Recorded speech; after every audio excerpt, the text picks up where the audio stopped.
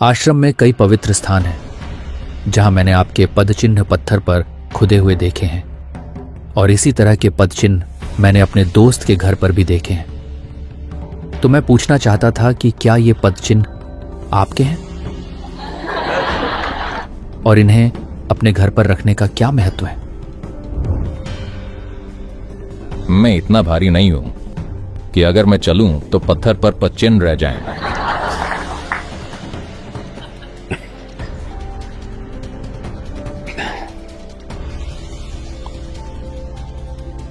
पता है, संस्कृति और इस सभ्यता में हमने मानव शरीर को केवल उसके शारीरिक आधार पर ही नहीं देखा है, बल्कि उसके ऊर्जा संबंधी पहलुओं पर भी ध्यान दिया है। योग में जैसे एक भौतिक शरीर होता है, वैसे ही एक मानसिक शरीर और एक ऊर्जा शरीर होता है। इसे प्राणमय कोश कहते हैं। तो प्राणमय कोश कई अलग अलग तरीकों से हो सकता है। इन 72,000 नाड़ियों में से भले 20% से थोड़ा ही अधिक सक्रिय हो, पर आप ठीक से जी सकते हैं। किसी को पता भी नहीं चलेगा कि आप में कोई कमी है। ये इतने अद्भुत तरीके से बना है कि अगर आपको 20% अंक मिल रहे हैं तो भी आप पास हैं। ऐसा हुआ। शंकरन पिल्लई अमेरिका में एक परीक्षा दे रहे थे और वो गणित में एमएससी के लिए प्रवेश स्तर की परीक्षा दे रहे थे।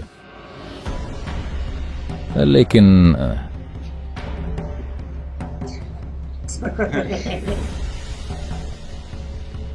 थोड़ा उन्होंने ज्यादा कुछ पढ़ा नहीं था। तो जब उन्होंने टेस्ट पेपर सबमिट किया तो पेपर के बीच में 100 का एक नोट दबा दिया और लिख दिया, प्रत्येक अंक के लिए $1। 100 में से 100। तो जब रिजल्ट आया तो पेपर वापस आ गए। उन्होंने खोला तो कई नोट नीचे गिरे। उन्होंने बस 100 का एक नोट दिया था, लेकिन कई नोट नीचे गिरे।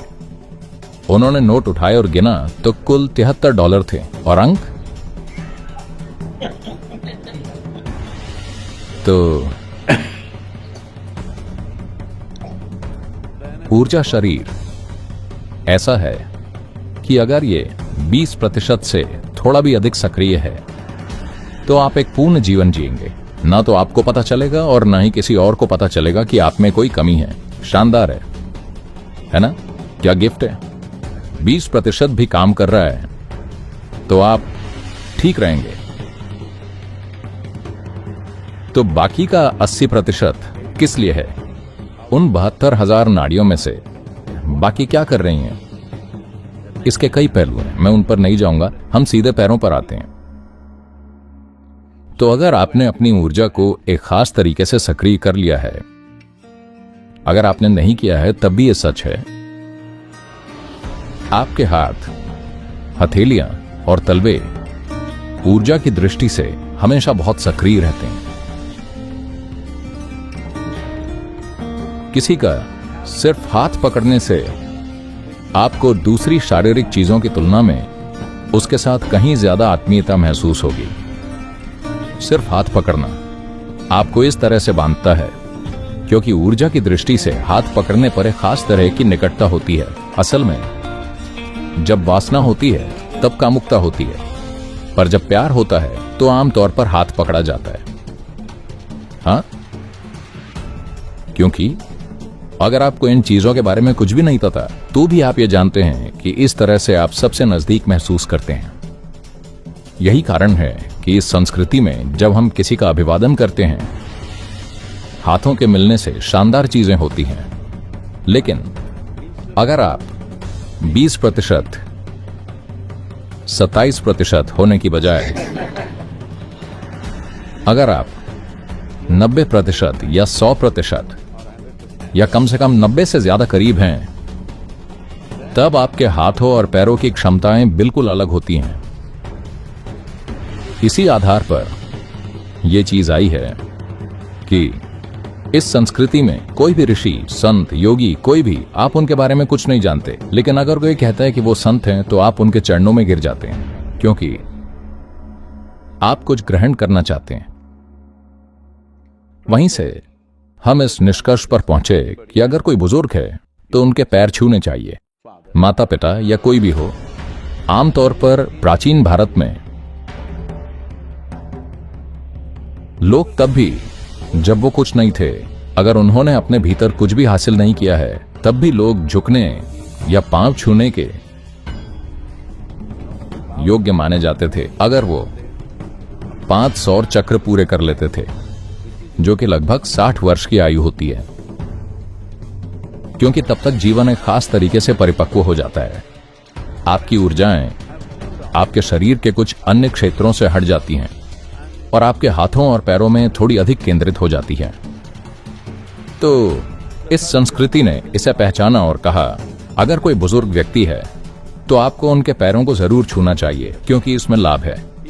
अगर कोई योगी, संत या ऋषि है, या आप उन्हें जो भी समझते हो, आप उनके पैर छूते हैं। या अगर आपको कोई देवता दिखता है तो आप उनके पैर छूते हैं। आप किसी देवता को गले लगाकर किस नहीं करते, ठीक है? आप उनके पैर छूते हैं क्योंकि वहां अधिकतम ग्रहणशीलता या देने की क्षमता है। तो उस संदर्भ में पैर या पैरों की छाप को अलग अलग तरीकों से बनाया जाता है। आपको उन लोगों से जरूर बात करनी चाहिए जिनके घर में सन्निधि है, उनके लिए इसका क्या मतलब है और ये उनके लिए क्या करती है। इसका महत्वपूर्ण पहलू यह है कि जो चीज आमतौर पर आपको शारीरिक रूप से वहां उपलब्ध नहीं होती, जहां आप रहते हैं, वो आपके लिए उपलब्ध है, वरना आपको उसे खोजने के लिए मंदिर या किसी अन्य स्थान पर जाना होगा। लेकिन अभी आपके घर में जीवित है क्योंकि ये खास तरीके से प्राण प्रतिष्ठित की गई है। वैसे आपको कुछ पत्थर के पदचिन्ह दिखेंगे जिनमें पवित्र राख भरी होगी। वो एक खास तरीके से प्राण प्रतिष्ठित किए गए हैं। एक और है जो तांबे या पीतल का पदचिन्ह है, वो भी प्राण प्रतिष्ठित किया हुआ है। एक और है जो बहुत अधिक जीवंत है। अगर आप सन्निधि को अपने घर में मंदिर की तरह उपयोग करना चाहते हैं, न केवल अपने लिए बल्कि दूसरे लोगों के अनुभव करने के लिए भी, तो आप इस सन्निधि को रख सकते हैं।